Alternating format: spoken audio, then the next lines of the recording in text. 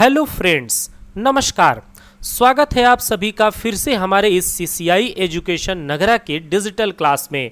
दोस्तों, जैसा कि कल हमने आप सभी से वादा किया था कि हम आपके ट्रिपल सी और ओ लेवल की परीक्षा में बहुत ही ज़्यादा हेल्प करने वाले बहुत सारे मल्टीपल चॉइस क्वेश्चंस को लेकर के आएंगे और आपकी तैयारी को और भी ज़्यादा स्ट्रांग कराएंगे। तो उसी सीरीज़ में एक बार फिर से हम आप लोगों के बीच में ट्रिपल सी और ओ लेवल के फर्स्ट सेमेस्टर के बहुत सारे मल्टीपल चॉइस क्वेश्चन को आप लोगों के बीच लेकर के आ चुके हैं और इस पूरे सेशन को आप लास्ट तक देखेंगे तो आपकी भी तैयारी बहुत ही ज़्यादा स्ट्रांग हो जाएगी। दोस्तों, आज का जो सेशन है ये बहुत ही ज़्यादा स्पेशल क्वेश्चनों को लिए हुए है और आपके लिए बिल्कुल बहुत सारे नए नए प्रश्न देखने को मिलेंगे जो कि रिसेंटली अभी पिछले महीने में हुई ट्रिपल सी की परीक्षाओं में ये सारे प्रश्न पूछे गए हैं। तो अगर आप ट्रिपल सी की तैयारी कर रहे हैं और या फिर ओ लेवल की आपको अगले महीने में परीक्षा देनी है तो बिल्कुल कमर कस लीजिए, तैयार हो जाइए आज के इन 25 प्रश्नों को बिल्कुल सही करने के लिए। दोस्तों, अगर आज का ये सभी का सभी प्रश्न आप सही कर लेते हैं तो आपकी तैयारी काफ़ी हद तक सही चल रही है, ऐसा आपको पता चल जाएगा। तो चलिए बिना देर किए शुरू करते हैं आज के इंपॉर्टेंट टॉपिक को। नमस्कार दोस्तों, मैं अभय पांडे सीसीआई एजुकेशन नगरा के इस डिजिटल क्लास में आप सभी का फिर से एक बार स्वागत करता हूं। दोस्तों, सबसे पहले आपको हम लिए चलते हैं, यहां पर आपको दिखा दें कि आज के इस क्लास में हम लोग ट्रिपल सी और ओ लेवल का जो सबसे पहला सेमेस्टर है उससे related top 25 multiple choice question को आज के इस पूरे सेशन में हम आप लोगों के साथ डिस्कस करेंगे। तो जितने भी लोग इस सेशन के साथ जुड़ चुके हैं आप सभी का बहुत बहुत धन्यवाद और स्वागत है आप सभी का हमारे इस लाइव सेशन में। दोस्तों, लगातार आप इसी तरह से हमारे साथ बने रहिए, हर दिन हमसे जुड़िए और हर दिन रात को 9 बजे ऐसे ही बहुत सारे स्पेशल मल्टीपल चॉइस क्वेश्चन को लेकर के और हम आपके बीच आते रहेंगे और आपकी तैयारी को और भी ज़्यादा स्ट्रांग करा देंगे। दोस्तों, आज का ये जो पूरा का पूरा क्लास होगा इसको लास्ट तक देखिएगा और ज़रूर आप बताइए कि आपने इन 25 प्रश्नों में कितने सारे बिल्कुल राइट आंसर कर लिए हैं। तो बिल्कुल तैयार हो जाइए, पेन कॉपी ले लीजिए, जो भी इंपॉर्टेंट आपको क्वेश्चन लगे उसको नोट करिए या फिर अपने डिवाइस में से स्क्रीनशॉट कर लीजिए ताकि बाद में आप इसको देख करके आसानी से रिवीजन कर सकें। तो चलिए शुरू करते हैं, सबसे पहले प्रश्न पर चलते हैं और देखते हैं पहला प्रश्न कैसा है। दोस्तों, मैं आपको बता दूं कि जो दोस्तों सबसे पहला आपका यहाँ प्रश्न है वो मोस्ट इंपॉर्टेंट क्वेश्चन है, बहुत ही खास प्रश्न है। पीओएस के बारे में यहाँ पर बात हो रही है। जो पीओएस है जिसे हम लोग पॉइंट ऑफ सेल कहते हैं, इससे क्या आशय है? जी हाँ दोस्तों, पीओएस यानी पॉइंट ऑफ सेल से क्या आशय है? क्या पीओएस हार्डवेयर है, सॉफ्टवेयर है, बोथ ए एंड बी या फिर नॉन ऑफ दीज? चलिए जल्दी से अपना आप सभी कमेंट करिए और बताइए कि यहाँ पर पहले प्रश्न का राइट आंसर क्या होगा।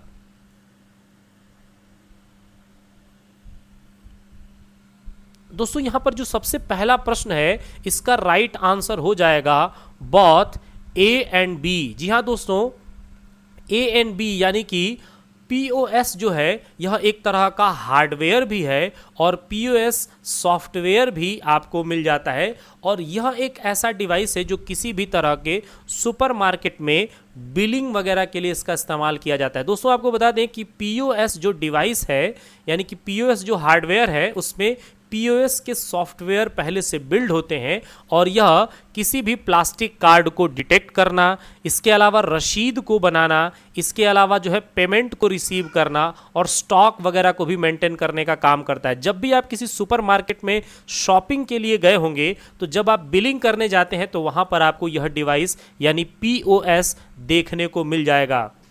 तो पीओएस यानी पॉइंट ऑफ सेल का आशय हार्डवेयर एंड सॉफ्टवेयर दोनों से है। दोस्तों, कई बार पीओएस का पूरा नाम भी परीक्षा में पूछा जाता है तो आप कंफ्यूज नहीं होंगे, यहां पर हमने ऑलरेडी पूरा नाम लिख रखा है, पीओएस यानी पॉइंट ऑफ सेल। अब चलेंगे सेकंड क्वेश्चन की तरफ। दोस्तों, अपने ग्राहकों के लिए सबसे पहले यूएसएसडी किस बैंक ने लॉन्च किया था? बहुत ही मजेदार क्वेश्चन है और दोस्तों यहाँ पर आपसे पूछा गया है कि वह कौन सा बैंक है जो सबसे पहली बार यूएसएसडी को अपने ग्राहकों के लिए लॉन्च किया था। Union bank, central bank, reserve bank of India या फिर पंजाब नेशनल बैंक। चलिए जल्दी से अपना कमेंट कीजिए और यहाँ पर बिल्कुल राइट आंसर बताइए। दोस्तों आप सभी ज़्यादा से ज़्यादा जब कमेंट करेंगे तो आपको भी अंदाज़ा लगता रहेगा और आप नोटबुक पर नोट भी करते चलिए कि आपने कितना राइट आंसर किया है। सबसे पहले तो बता दें कि यहाँ पर जो राइट आंसर होगा वो हो जाएगा यूनियन बैंक। दोस्तों यूनियन बैंक जो है यह सबसे पहले अपने ग्राहकों को यूएसएसडी का फीचर लॉन्च करके दिया था और यहाँ पर यूनियन बैंक बिल्कुल सही आंसर होगा। दोस्तों एक और ख़ास बता दें आपको बात कि यूएसएसडी का एक पूरा नाम भी है। मुझे उम्मीद है कि आप सभी को यूएसएसडी का पूरा नाम पता होगा, लेकिन मैं फिर से आपको एक बार रिमाइंड करा दूं, अनस्ट्रक्चर्ड सप्लीमेंट्री सर्विस डाटा इसको बोलते हैं। जी हाँ दोस्तों, यूएसएसडी का पूरा नाम है अनस्ट्रक्चर्ड सप्लीमेंट्री सर्विस डाटा। और दोस्तों ये जो फीचर है यह फीचर आपको मिलता है *99# से। जी हाँ दोस्तों, *99 और हैज से यह आपको फीचर जो है वो यूज़ करने के लिए मिल जाता है। दोस्तों इसके बारे में कुछ और फैक्ट आपको बता दें तो अनस्ट्रक्चर्ड सप्लीमेंट्री सर्विस डाटा यानी जो यूएसएसडी है, इसे आप अपने मोबाइल फ़ोन से *99# करके आप डायल करते हैं और यहाँ से आप अपने बैलेंस को चेक कर सकते हैं, इंक्वायरी कर सकते हैं, इसके अलावा स्टेटमेंट को आप चेक कर सकते हैं और भी बहुत सारे फीचर्स जो आपको यहाँ पर है मिल जाता है। और सबसे बड़ी ख़ास बात इसकी ये है कि ये सारे फीचर्स आपको ऑफलाइन मिलता है, ऑनलाइन होने की आवश्यकता बिल्कुल नहीं है। अब चलेंगे नेक्स्ट क्वेश्चन की तरफ। दोस्तों अगला जो प्रश्न है वो है निम्नलिखित में से इक्वल पावर ब्रैकेट के अंदर 5,2 का मान क्या होगा। दोस्तों यहाँ पर पावर फंक्शन का यूज़ करके और पूछा गया है कि ये जो कंडीशन दिया गया है इसका वैल्यू क्या होगा, 125, 25, 3 या फिर 10। चलिए जल्दी से आप सभी अपना कमेंट सोच लीजिए और मैं इसका आंसर आपको डायरेक्ट करके दिखाने वाला हूं, तो बिल्कुल तैयार रहिएगा। तब तक आप सभी अपना कमेंट कर लीजिए। मैं यहाँ पर MS एक्सेल को ओपन कर लेता हूँ और सीधे जो है आपको इसका प्रैक्टिकल करके दिखा देता हूं कि वास्तव में इसका रिजल्ट जो है वो क्या आने वाला है। तो दोस्तों यहां पर जो है आपसे प्रश्न पूछा गया है वो है पावर फंक्शन का। दोस्तों मैं यहां पर आपको सीधे सीधे करके दिखा देता हूं कि पावर फंक्शन कैसे यूज किया जाता है। तो दोस्तों इसके लिए आपको इक्वल प्रेस करना है और यहां पर पावर आपको टाइप कर लेना है। सबसे पहले आप देखिए कि नंबर यहाँ पर 5 दिया है, तो मैं यहाँ पर 5 नंबर दे देता हूँ और कामा लगाने के बाद मैं पावर का वैल्यू दे देता हूँ 2, यानी इसका मतलब ये कि 5 का पावर 2 और ब्रैकेट को क्लोज करके जैसे ही आप एंटर प्रेस करेंगे ये देखिए आपके सामने रिजल्ट जो है वो आ चुका है और यहाँ पर रिजल्ट जो है वो 25 है।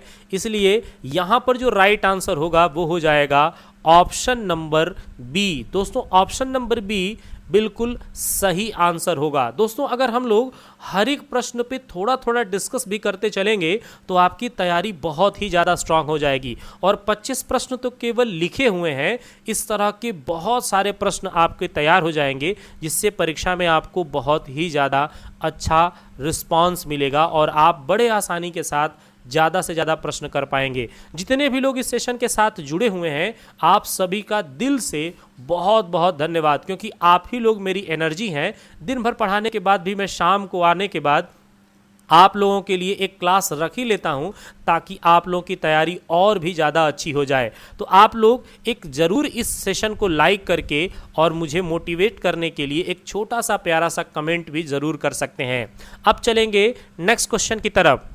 अगला प्रश्न है किस बटन का प्रयोग स्पेलिंग चेक करने के लिए प्रयुक्त किया जाता है। जी हाँ दोस्तों, किस बटन का प्रयोग स्पेलिंग चेक करने के लिए प्रयुक्त होता है, F3, F5, F7 या फिर F9। चलिए जल्दी से अपना कमेंट कीजिए। ये प्रश्न तो बहुत ही इंपॉर्टेंट है और बार बार रिपीट होने वाला प्रश्न है, तो जल्दी से इसका राइट आंसर बताइए।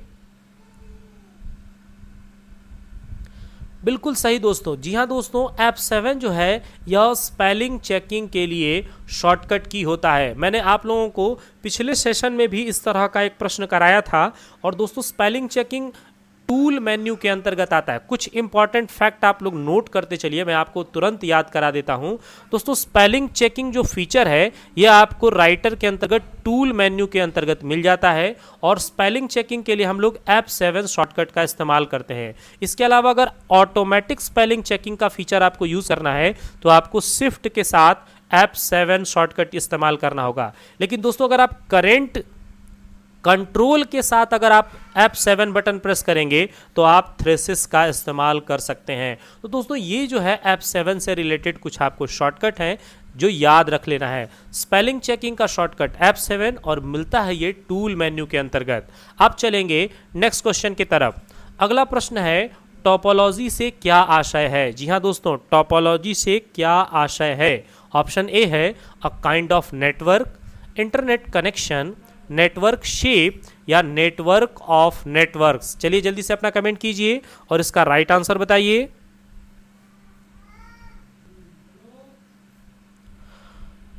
दोस्तों यहां पे जो राइट आंसर होगा वो हो जाएगा option number C, network shape. जी हाँ दोस्तों, नेटवर्क शेप जो है वो टोपोलॉजी होता है। टोपोलॉजी में डिफरेंट टाइप के अलग अलग शेप बन जाते हैं, नेटवर्कों का एक जाल जैसा बन जाता है, जिसमें कि हम लोग पांच रूप से मुख्य पांच प्रकार के मुख्य टोपोलॉजी देख लेते हैं, जैसे कि बस, स्टार, रिंग, ट्री और मेश। और दोस्तों आपको बता दें कि जब दो या दो से अधिक टोपोलॉजी आपस में कनेक्ट होते हैं तो वो हाइब्रिड टोपोलॉजी होता है, जैसा कि मैंने आपको पिछले सेशन में बता रखा है।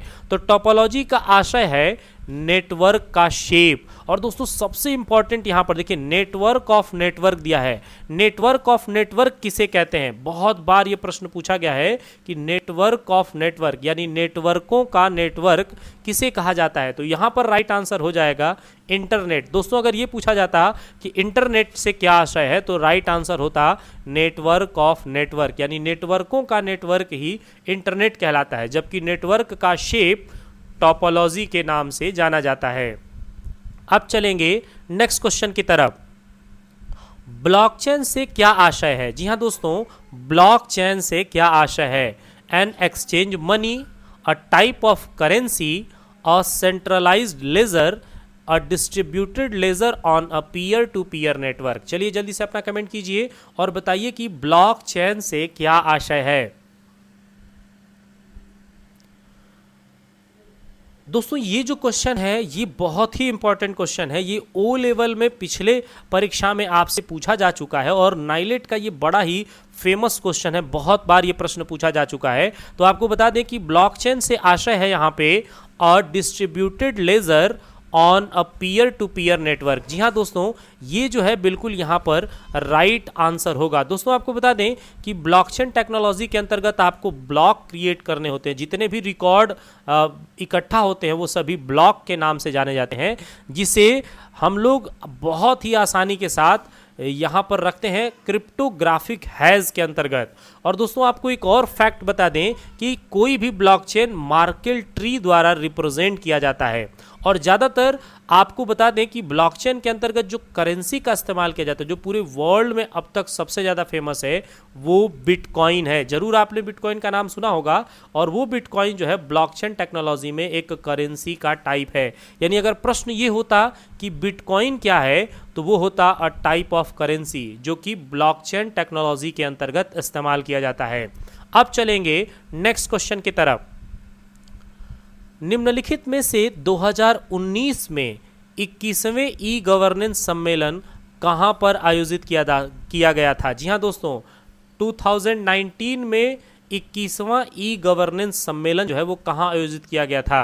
अरुणाचल प्रदेश, आंध्र प्रदेश, शिलोंग या फिर दिल्ली। चलिए जल्दी से आप सभी अपना कमेंट कीजिए और इसका राइट आंसर बताइए।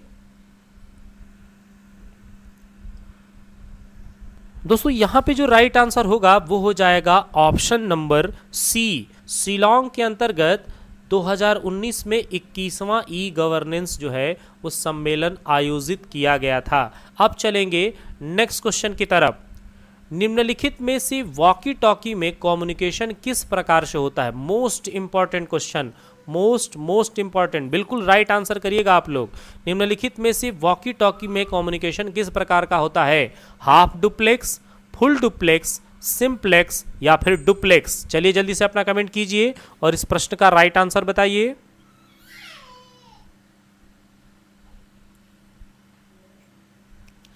दोस्तों इस प्रश्न का जो राइट आंसर होगा वो हो जाएगा हाफ डुप्लेक्स। दोस्तों यहां पर इस प्रश्न पर थोड़ा सा ध्यान दीजिएगा, मैं आप लोगों के साथ डिस्कस भी करने वाला हूं। तो हाफ डुप्लेक्स जो होगा ये वॉकी टॉकी में कम्युनिकेशन का एक टाइप होगा। और आपको मैं यहां पे बता दूं, यहां पे तीन डिफिनेशन आपको बिल्कुल अच्छे से याद रखना है, हाफ डुप्लेक्स, फुल डुप्लेक्स और सिंप्लेक्स का। सबसे पहले हम लोग सिंप्लेक्स से स्टार्ट करते हैं। दोस्तों आपको बता दें कि जब कम्युनिकेशन केवल एक ही तरफ से होता है, दूसरा पर्सन उसका रिप्लाई भी नहीं कर सकता, तो वो कम्युनिकेशन का टाइप सिंप्लेक्स कहलाता है। जैसे आपने देखा होगा कि गवर्नमेंट की तरफ से आपको कोई मैसेज भेजा जाता है और उसका आप रिप्लाई नहीं कर सकते हैं, या फिर किसी भी तरह के ऑर्गेनाइजेशन के लिए ऑर्गेनाइजेशन के द्वारा आपको जो है कोई मैसेज भेजा जाता है और वो नॉन रिप्लायबल होता है, यानी कि उसका आप रिप्लाई नहीं कर सकते हैं, यानी कम्युनिकेशन केवल और केवल एक तरफ से हो रहा है, उसको कहते हैं सिंप्लेक्स। जबकि हाफ डुप्लेक्स जो होता है वो एक समय में एक ही तरह से कम्युनिकेशन करने की सुविधा देता है। जैसे कि वॉकी टॉकी पे जो कम्युनिकेशन होता है उसमें जब एक पर्सन अपना संदेश भेज रहा होता है तो दूसरा पर्सन केवल उसे सुन सकता है, वो सेम टाइम में अपना कम्युनिकेशन यानी अपना जो डाटा है या अपना जो फैक्ट है वो ट्रांसमिट नहीं करता है। तो हाफ डुप्लेक्स में एक समय के अंदर केवल एक ही तरफ से कम्युनिकेशन होगा। हालांकि कम्युनिकेशन दोनों साइड से होता है, लेकिन एक समय में कम्युनिकेशन एक ही तरफ से होता है। जैसे कि वॉकी टॉकी पर बात करते समय जब भी कोई पर्सन बात करता है तो वो अपना कंप्लीट सेंटेंस करने के बाद ओवर बोलता है। जैसे कि कंप्लीट सेंटेंस करने के बाद वो कहेगा ओवर और उसके बाद फिर दूसरा पर्सन उसका रिप्लाई करेगा। लेकिन जब पूरी तरह से डिस्कनेक्ट करना होता है तब ओवर एंड आउट शब्द का प्रयोग किया जाता है।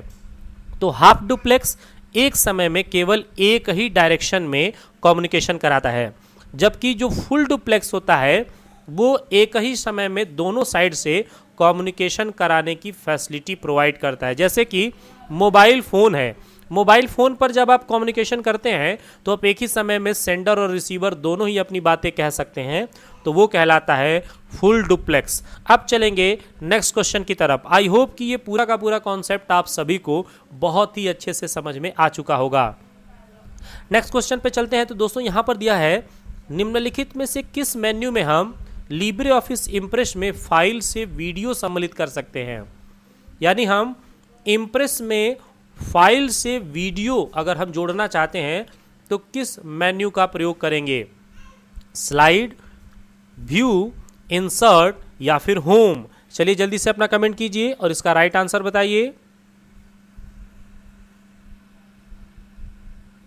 दोस्तों यहाँ पे जो राइट आंसर होगा वो हो जाएगा इंसर्ट मेन्यू। दोस्तों इंसर्ट मेन्यू का जब आप प्रयोग करते हैं तो बड़े आसानी के साथ आप शेप, पिक्चर, फोटो या जो भी ऑडियो वीडियो की फाइलें होंगी वो सब कुछ आप इंसर्ट मेन्यू की हेल्प से जोड़ सकते हैं। तो यहाँ पर जो राइट आंसर होगा वो हो जाएगा ऑप्शन नंबर सी।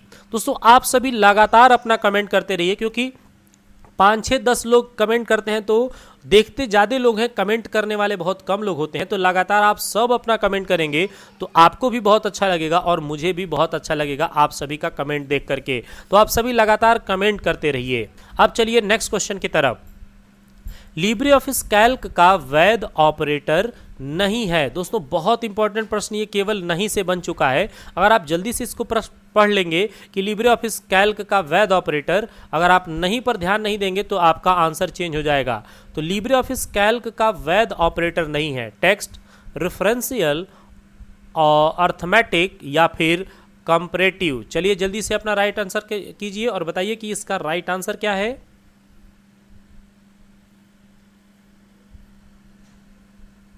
दोस्तों यहाँ पे जो राइट आंसर होगा वो हो जाएगा रेफरेंशियल। जी हाँ दोस्तों, कैल्क के अंतर्गत वैध ऑपरेटर जो है वो रेफरेंशियल नहीं है, ये तो रेफरेंशियल कैल्क के अंतर्गत एड्रेस होता है। और आपको बता दें कि कैल्क में सेल एड्रेस 3 प्रकार का होता है, आप लोग नोट कर लीजिए। Absolute cell address, referential cell address और मिक्स्ड सेल एड्रेस।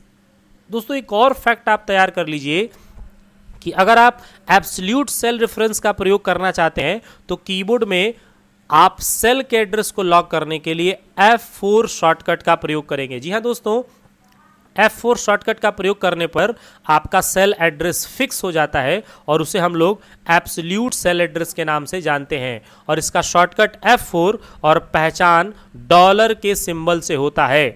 अब चलेंगे नेक्स्ट क्वेश्चन की तरफ। अगला क्वेश्चन है क्वेश्चन नंबर 11। निम्नलिखित में से कौन सा पूरे इंटरनेट में लिंक का संग्रह एक परस्पर नेटवर्क बनाता है और जिसे क्या कहा जाता है? प्रश्न एक बार फिर से पढ़ लीजिए। निम्नलिखित में से कौन सा एक पूरे इंटरनेट में लिंक का एक परस्पर संग्रह बना करके और आपस में जोड़ता है और उसे क्या कहा जाता है? मॉडेम, राउटर, हार्डवेयर या फिर वर्ल्ड वाइड वेब? चलिए जल्दी से अपना कमेंट कीजिए और इसका राइट आंसर बताइए। दोस्तों यहाँ पे जो राइट आंसर होगा वो हो जाएगा www। दोस्तों www जो है वो पूरे इंटरनेट के सभी लिंकों का एक कलेक्शन होता है, कलेक्शन ऑफ लिंक होता है और ये आपस में सभी को जोड़ करके रखता है और उसी को हम लोग www यानी वर्ल्ड वाइड वेब कहते हैं। दोस्तों आपको बता दें कि www को टिमोथी बर्नर्स ली, जिन्हें हम लोग टिम बर्नर्स ली कहते हैं, इन्होंने तैयार किया था और इसे बनाया था 1989 में। तो आप ये सारे फैक्ट भी नोट करते चलिए और याद करते चलिए। अब चलेंगे नेक्स्ट क्वेश्चन की तरफ। नवीनतम जनरेशन के कंप्यूटरों में निर्देशों को किस प्रकार से निष्पादित किया जाता है? निष्पादित यानी एग्जीक्यूट किया जाता है। नवीनतम जनरेशन यानी आधुनिक जनरेशन में कंप्यूटरों में निर्देशों को हम किस प्रकार से निष्पादित करते हैं? दोस्तों यहाँ पर देखिए, एज डिजायर्ड यानी जैसा आप चाहे वैसा, सिक्वेंटल और पैरेलल, सिक्वेंटल या फिर ओनली पैरेलल। चलिए जल्दी से अपना राइट आंसर कमेंट कीजिए।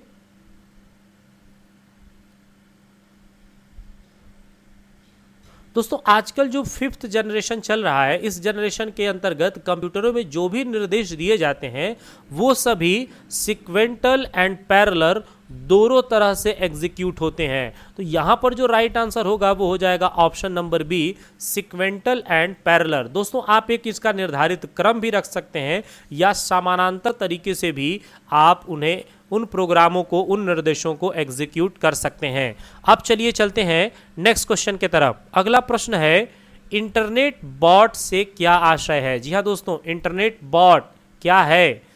Web search engine, web browser, web server या फिर सॉफ्टवेयर एप्लीकेशन, जिसे हम लोग एप्लीकेशन सॉफ्टवेयर भी कह सकते हैं। तो चलिए जल्दी से बताइए इसका राइट आंसर। दोस्तों यहाँ पे जो राइट आंसर होगा वो हो जाएगा सॉफ्टवेयर एप्लीकेशन। दोस्तों इंटरनेट बॉट जो है यह एक प्रकार का एप्लीकेशन सॉफ्टवेयर होता है जो इंटरनेट पर बॉट के तौर पर इस्तेमाल किया जाता है और इससे आप किसी भी तरह की जानकारी को आसानी से एक्सेस कराने में यह आपकी हेल्प करता है। दोस्तों आजकल बहुत सारे बॉट आ चुके हैं, जैसे AI के बॉट आ चुके हैं, चैट बॉट आ चुके हैं। आप देख पा रहे होंगे कि तमाम तरीके के बॉट जो है आजकल आपको देखने के लिए मिल रहा है और एक चैट बॉट चैट GPT आज के टाइम में बहुत ही ज़्यादा फेमस हो चुका है। तो दोस्तों इंटरनेट बॉट जो है वह एक प्रकार का सॉफ्टवेयर एप्लीकेशन है जो कि इंटरनेट की हेल्प से आपके कार्य को आसान बनाने के लिए प्रयोग किया जाता है और वर्तमान में जो सबसे ज़्यादा फेमस चैट बॉट है उसका नाम चैट GPT है। अब चलेंगे नेक्स्ट क्वेश्चन पे। निम्नलिखित में से असेंबलर किस प्रकार का सॉफ्टवेयर है? जी हाँ दोस्तों, असेंबलर किस प्रकार का सॉफ्टवेयर है? System software, utility software, human ware या फिर एप्लीकेशन सॉफ्टवेयर? जल्दी से अपना कमेंट कीजिए और इसका राइट आंसर बताइए। दोस्तों आपको बता दें कि असेंबलर जो है यह एक प्रकार का सिस्टम सॉफ्टवेयर है और सिस्टम सॉफ्टवेयर की कैटेगरी के अंतर्गत ही आता है। दोस्तों आपको बता दें कि असेंबलर जो है यह कंप्यूटर में ट्रांसलेटर की तरह इस्तेमाल किया जाता है, सिस्टम सॉफ्टवेयर का ही एक भाग है और इसके 3 अलग अलग ट्रांसलेटर होते हैं जिन्हें हम लोग कंपाइलर, असेंबलर और इंटरप्रेटर के नाम से जानते हैं। दोस्तों असेंबलर एक प्रकार का ट्रांसलेटर भी है और यह एक सिस्टम सॉफ्टवेयर है। अब चलेंगे नेक्स्ट क्वेश्चन की तरफ। निम्नलिखित में से CDAC द्वारा निर्मित भारत के प्रथम सुपर कंप्यूटर के किस रूप में किसको माना जाता है? जी हाँ दोस्तों, निम्नलिखित में से CDAC द्वारा निर्मित भारत के प्रथम सुपर कंप्यूटर के रूप में किसको माना जाता है? परम युवा, परम पदम, परम 8000 या फिर परम सिद्धि? जल्दी से अपना कमेंट कीजिए और इसका राइट आंसर बताइए। दोस्तों आपको बता दें कि ओ लेवल के पिछले पेपर में यह प्रश्न सेम टू सेम हूबहू ऐसे ही पूछा गया था और वहां पर परम 10,000 के बजाय परम 8,000 को बिल्कुल राइट आंसर माना गया था, क्योंकि उसमें परम 10,000 का ऑप्शन भी नहीं दिया था। तो इस वजह से शीडैक द्वारा जो निर्मित पहला सुपर कंप्यूटर होगा वो परम 8000 होगा, जबकि परम 10,000 और परम के लगातार सीरीज जो है वो शीडैक द्वारा बनाया जा रहा है। दोस्तों आपको बता दें कि वर्तमान समय में परम सिद्धि भारत का सबसे शक्तिशाली सुपर कंप्यूटर है। तो ये भी आप याद रखिएगा, अगर ये पूछ दिया जाए कि भारत का वर्तमान में सबसे शक्तिशाली सुपर कंप्यूटर कौन है तो वो है परम सिद्धि। अब चलेंगे नेक्स्ट क्वेश्चन की तरफ। निम्नलिखित में से युबंतु में नए बिल्ड इन ब्राउजर का नाम क्या है? यानी कि युबंतु ओएस के अंतर्गत जो पहले से मौजूद ब्राउजर है उसका नाम क्या है? एज, ओपेरा, फायरफॉक्स या फिर कॉर्टना? चलिए जल्दी से अपना कमेंट कीजिए और इसका राइट आंसर बताइए। दोस्तों आपको बता दें कि युबंतु ऑपरेटिंग सिस्टम में जो बिल्ड इन ब्राउजर है उसका नाम है फायरफॉक्स, जिसको मोजिला द्वारा तैयार किया गया है, मोजिला कॉरपोरेशन द्वारा। तो यहां पर जो राइट आंसर होगा वो होगा फायरफॉक्स, जिसे हम लोग मोजिला फायरफॉक्स के तौर पे जानते हैं। दोस्तों इसके अलावा एक ओपेरा नाम का भी ब्राउजर होता है और माइक्रोसॉफ्ट द्वारा बनाया गया जो लेटेस्ट ब्राउजर है उसका नाम माइक्रोसॉफ्ट एज है, जबकि कॉर्टना जो है इन तीनों से अलग है। कॉर्टना एक प्रकार का असिस्टेंट है। अब चलेंगे नेक्स्ट क्वेश्चन पे। निम्नलिखित में से कौन सा विंडोज 10 में एक निजी सहायक के रूप में काम करता है? निजी सहायक यानी पर्सनल असिस्टेंट के तौर पे। बिल्कुल ध्यान से देख लीजिए, निम्नलिखित में से कौन सा विंडोज 10 में एक पर्सनल असिस्टेंट के रूप में काम करता है? ऑप्शन है एलेक्सा, कॉर्टना, गूगल या फिर सीरी। चलिए जल्दी से अपना कमेंट कीजिए और इसका राइट आंसर बताइए। दोस्तों यहाँ पे जो राइट आंसर होगा वो हो जाएगा कॉर्टना। दोस्तों कॉर्टना जो है वो विंडोज 10 के अंतर्गत एक डिफॉल्ट पर्सनल असिस्टेंट है जो कि असिस्टेंट के तौर पर भूमिका निभाता है, जबकि अमेजॉन कंपनी द्वारा बनाया गया एलेक्सा एक असिस्टेंट है, गूगल का गूगल असिस्टेंट है और एप्पल का बनाया हुआ सीरी भी एक प्रकार का असिस्टेंट है। तो विंडोज 10 में जो पर्सनल असिस्टेंट का काम करता है उसका नाम है कॉर्टना। अब चलेंगे नेक्स्ट क्वेश्चन की तरफ। हार्ड कॉपी प्रिंट करने में हमें कौन सा प्रिंटर प्रयोग करते हैं? जी हाँ दोस्तों, अगर आपको हार्ड कॉपी प्रिंट करना होगा तो कौन सा प्रिंटर इस्तेमाल करेंगे? Laser printer, inkjet printer, thermal printer या ऑल ऑफ द एबव? चलिए जल्दी से कमेंट कीजिए। बहुत ही आसान और बड़ा यूनिक क्वेश्चन है। दोस्तों आपको बता दें कि यहां पर जो राइट आंसर होगा वो हो जाएगा ऑल ऑफ द एबव, यानी कि कोई भी अगर आपको हार्ड कॉपी प्रिंट करना है, हार्ड कॉपी के फॉर्मेट में अगर आपको कुछ भी बनाना है तो आप इन तीनों प्रिंटर का इस्तेमाल कर सकते हैं, क्योंकि प्रिंटर जो है जो भी आउटपुट प्रदान करता है उस आउटपुट को हार्ड कॉपी कहते हैं। चाहे वो आप लेजर प्रिंटर से प्रिंट कीजिए, इंकजेट से प्रिंट करिए या फिर थर्मल प्रिंटर से आप प्रिंट करें, सब कुछ हार्ड कॉपी के फॉर्मेट में ही निकलेगा। अब चलेंगे नेक्स्ट क्वेश्चन की तरफ। क्वेश्चन नंबर 19, ब्लॉकचेन का आविष्कार किस वर्ष में किया गया था? जी हाँ दोस्तों, ब्लॉकचेन का आविष्कार किस वर्ष में किया गया था? 2008, 2010, 12 या फिर 2005? चलिए जल्दी से अपना कमेंट कीजिए और राइट आंसर बताइए। दोस्तों यहाँ पे जो राइट आंसर होगा वो हो जाएगा 2008 में। जी हाँ दोस्तों, ब्लॉकचेन का जो सबसे पहली बार आविष्कार किया गया है वो है 2008 में। अब चलिए चलते हैं नेक्स्ट क्वेश्चन की तरफ। निम्नलिखित में कौन से जनरेशन में AI आया है? जी हाँ दोस्तों, किस जनरेशन में आपको AI यूज करने के लिए मिल रहा है? फर्स्ट, सेकेंड, फोर्थ या फिर फिफ्थ? चलिए जल्दी से अपना कमेंट कीजिए।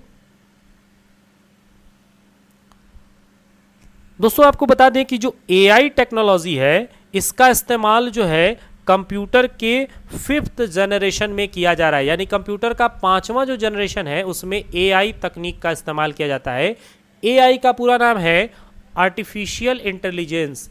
आर्टिफिशियल इंटेलिजेंस यानी कृत्रिम बुद्धिमत्ता, ये एआई का पूरा नाम है। जल्दी जल्दी से मैं आप सबको याद करा दूं, फर्स्ट जनरेशन में वैक्यूम ट्यूब, सेकंड में ट्रांजिस्टर, थर्ड में आईसी जिसको हम लोग इंटीग्रेटेड सर्किट कहते हैं, फोर्थ में माइक्रो प्रोसेसर और फिफ्थ के अंतर्गत हम लोग आर्टिफिशियल इंटेलिजेंस यानी एआई का यूज करते हैं। अब चलेंगे क्वेश्चन नंबर 21 पर। निम्नलिखित में से रिकॉर्ड के समूह को क्या कहा जाता है? जी हाँ दोस्तों, जो रिकॉर्ड का समूह बनता है उसे क्या कहते हैं? डाटाबेस, प्रोग्राम, प्रोजेक्ट या फिर ऑल ऑफ एबव? चलिए जल्दी से अपना कमेंट कीजिए और राइट आंसर बताइए। दोस्तों यहां पर जो राइट आंसर होने वाला है वो हो जाएगा ऑप्शन नंबर डी।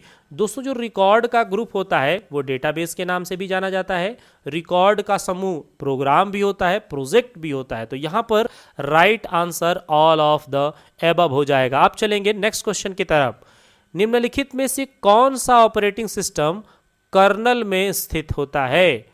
कौन सा ऑपरेटिंग सिस्टम कर्नल में स्थित होता है? Slash dev directory, slash boot, slash root या फिर स्लैश ईटीसी? चलिए जल्दी से अपना कमेंट कीजिए और इसका राइट आंसर बताइए।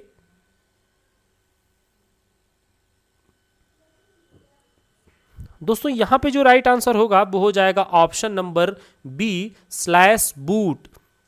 स्लैश बूट जो है वो कर्नल की तरह कार्य करता है और कर्नल जो होता है आपके ऑपरेटिंग सिस्टम का कोर पार्ट होता है और यही बूटिंग कराने के अंतर्गत इस्तेमाल किया जाता है।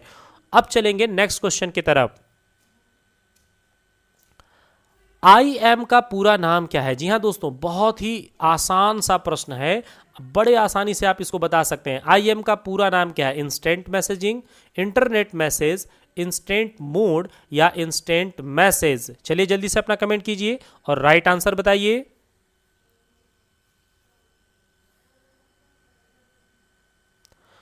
दोस्तों यहां पे जो राइट आंसर होगा वो हो जाएगा इंस्टेंट मैसेजिंग। इंस्टेंट मैसेजिंग यानी IM। आपको कल के क्लास में मैंने बताया था कि दुनिया में सबसे ज़्यादा इंस्टेंट मैसेजिंग के तौर पर यूज़ किया जाने वाला जो प्लेटफॉर्म है उसे व्हाट्सएप के नाम से जाना जाता है। जी हाँ दोस्तों, व्हाट्सएप दुनिया का ऐसा प्लेटफॉर्म है जो इंस्टेंट मैसेजिंग के तौर पर जाना जाता है। अब चलेंगे हम लोग नेक्स्ट क्वेश्चन की तरफ। अगला प्रश्न है क्वेश्चन नंबर 24। निम्नलिखित में से सभी सरकारी सेवाओं के लिए एकल बिंदु की सुविधा के लिए एक सामान्य और एकीकृत मंच कौन सा है? जी हाँ दोस्तों, आपको हर एक गवर्नमेंटेड फैसिलिटीज़ चाहिए, जितने भी सरकारी सर्विसेज हैं उन सभी को आप पाना चाहते हैं, तो एक कौन सा मंच है जहां पर ये सारी फैसिलिटी आपको मिल जाती है? ऑप्शन है प्रगति, भीम, कृष या फिर उमंग? चलिए जल्दी से अपना कमेंट कीजिए और इसका राइट आंसर बताइए। दोस्तों आपको बता दें कि सरकार की समस्त गवर्नमेंटेड सर्विसों को अगर एक ही मंच पर आप पाना चाहते हैं तो उसके लिए केवल एक ही बिंदु है, उमंग।